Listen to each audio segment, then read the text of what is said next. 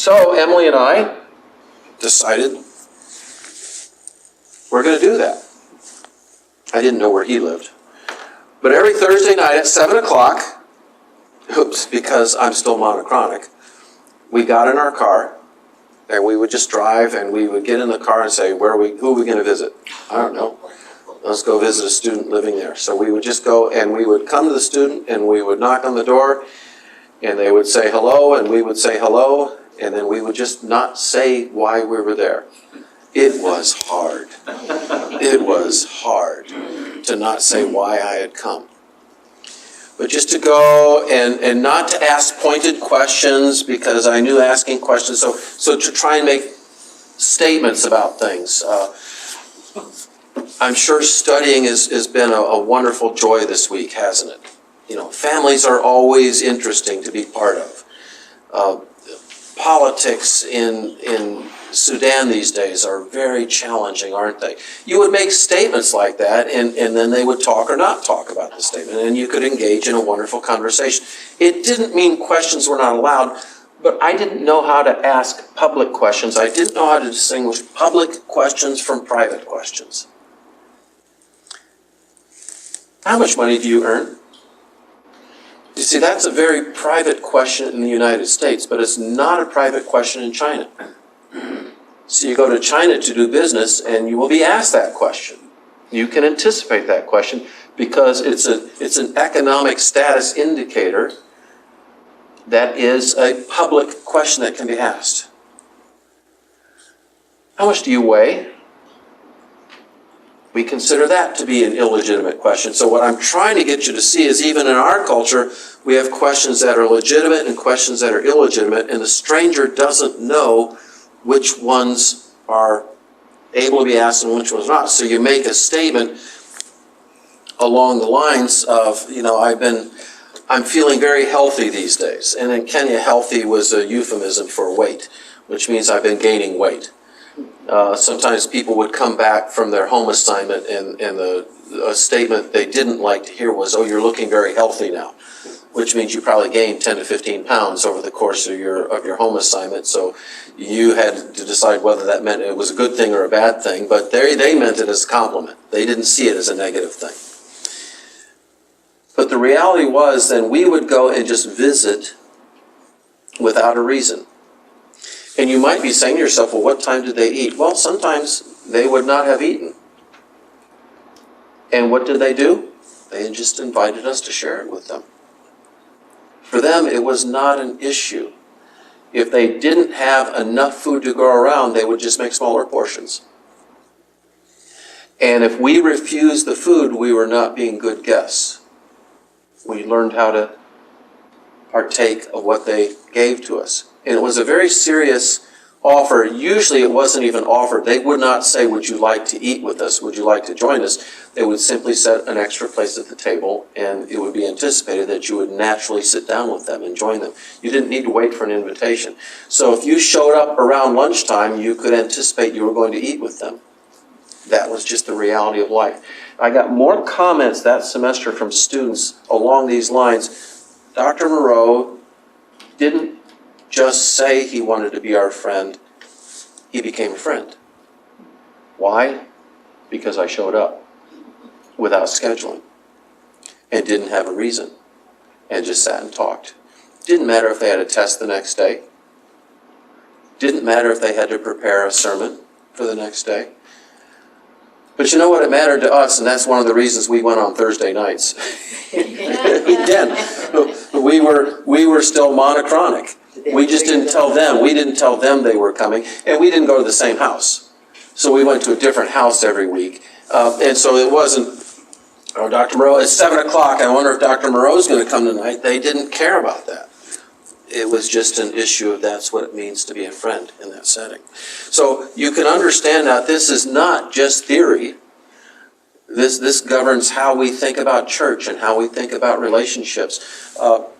Weddings in Kenya were always interesting because they always started in the range of 3 hours after the scheduled starting time. That was just real. My wife got very unhappy with me because I started bringing books to weddings. And we took courage and would show up an hour late thinking, well, it's got to get started sometime soon. And usually it would be 2 hours after we showed up. We got married in Kenya, and we did warn everyone in our church that our wedding would start on time. So we weren't very Kenyan in that regard. I confess that.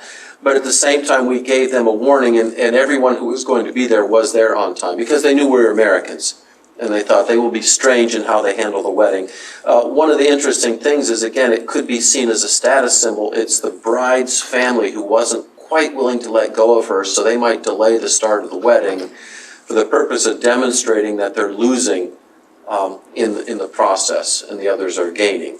And so you would get that type of action. But I remember we had one administrative assistant who was getting married, and she promised us the wedding would start on time. What she wasn't paying attention to is she had no control over even though she was the bride, over when the wedding would start. She just didn't have any control. It's an interesting experience being at a wedding of missionaries who were with us in Kenya, and they were getting married in California. So I was in the wedding, so we showed up on time and we went through the wedding.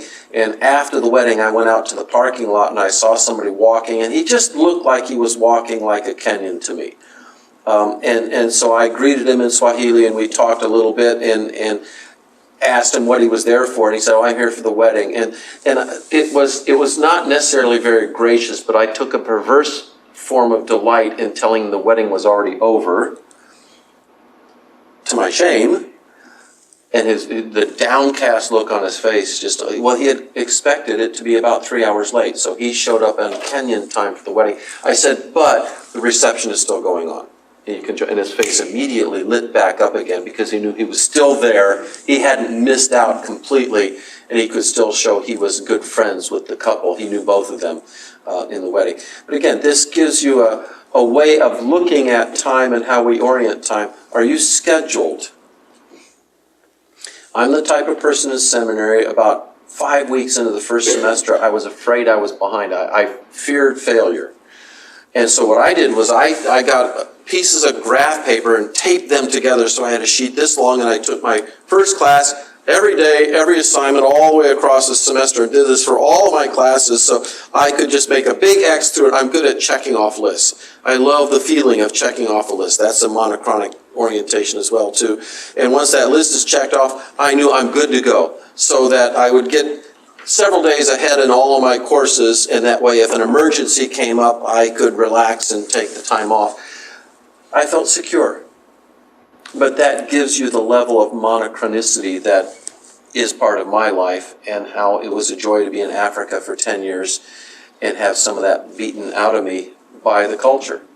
I've learned how to be more flexible. I've learned how to relax with things more. I don't always warn students of this, but don't be surprised if I show up at your door and don't tell you why I've come. I'll just be there to be your friend. So when we look at social time as well, too, we have ritual cycles. You're in the midst of life, and you enter into a graduate program. You enter into this liminoid state, which social researchers of ritual talk about when you're set aside. This classroom right now you're in, or if you're watching this online, you're removed from real life. This is real life, however. You brought real lives in here with you. We're talking about real life, but you're not out there, so to speak. You're in here, and this one particular class, INTR 561, is one of the loops you go through. We can call them hoops as well, too, here in the United States, in order to complete your graduate program. And once you're finished, you move back into life. I don't show it here. You moved up to a slightly higher status in life as a result of this, because you will have a master's degree, slightly lower financial status, but slightly higher social status as a result of your time here. And again, this is another framework of time for you. In many cultures, rituals are really important, and they have not lost sight of the fact that life is a series of rituals. Many North American evangelical Protestants think of ritual as a dirty word. And we really have lost something in that. If you don't realize that discipleship is a grouping of rituals in the lives of a person, or in the life of a person, or in the lives of people, you're missing out on elements, especially if you're working cross-culturally. For people for whom ritual is important, if you downplay ritual, you're telling them what you're doing is not important.